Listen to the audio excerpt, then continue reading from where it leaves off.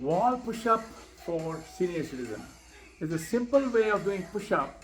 Instead of doing on the floor, do them on the wall. They're good for your shoulders, your arm, your chest, your back, and your calf muscle and your ankle. So all you do is stand against the wall, right here, move your feet back as comfortable as possible, and as you bend your arms, you inhale and you raise your heels. Here we go. When you come back, exhale.